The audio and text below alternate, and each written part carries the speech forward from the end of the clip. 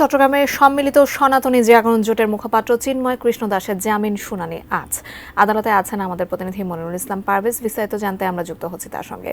মনিরুল, শুনানি কখন থেকে শুরু হবে এবং সেখানে নিরাপত্তা ব্যবস্থা কেমন নেওয়া হয়েছে সব মিলিয়ে জানাবেন।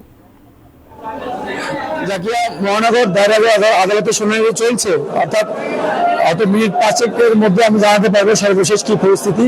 আর এটা তো সারা বাংলাদেশ তাকিয়ে রয়েছে অবশ্য এখানে কি হচ্ছে।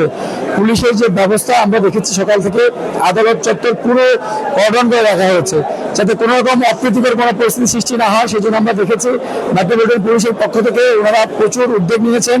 শুরুতেই সব রকম চেকিং হয়েছে, আইডি কার্ড ছাড়া কাউকে আদালতে উঠতে দেওয়া হয়নি এবং এখন এই শুনানিটি চলছে। অর্থাৎ যে মহানগর দায়রা জজ সাইফুল ইসলাম আদালত, সেখানে শুনানিটি চলছে এবং ঢাকা থেকে একটি টিম আমরা দেখেছি যে চিন্ময় পক্ষে ওনারা এসেছেন এবং চট্টগ্রামের একজন উকিল অপূর্ব, উনিও এখানকার যে ওকালতনামা সেটি সই করেছেন। অর্থাৎ শুনানিটি কিন্তু ওখানে এখন চলছে। এর পরবর্তী সংবাদে আমরা জানাতে পারবো যে আদালত কি রায় দিলেন। তবে যেহেতু এখনো চিন্ময়কে উঠানোর কথা ছিল আর শুনানি চলছে, এখানে উঠানো হবে না, এখানে একটি কথাই আমাদেরকে জানানো হয়েছে। তবে আদালত কি রায় দিল সেটি আমরা পরবর্তী সংবাদে আপনাকে জানাতে পারবো। তবে এর আগে যদি আপনারা জানেন যে 26শে নভেম্বর এই চিন্ময়কে আদালতে আনা হয়েছিল এবং সেই ঘটনাকে কেন্দ্র করে সেদিন একজন উকিল হত্যা হয়েছিল এখানে।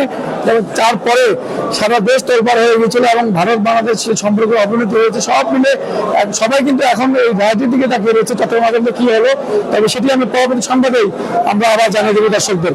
আপাতত শুনানিটি চলছে, এখন আদালতের ভিতরে সবাই রয়েছেন, রাষ্ট্রপক্ষ এবং আসামি পক্ষের আইনজীবী সবাই ভিতরে রয়েছেন আর পুরো আদালতটি নিরাপত্তার চাদরে ঢাকা রয়েছে।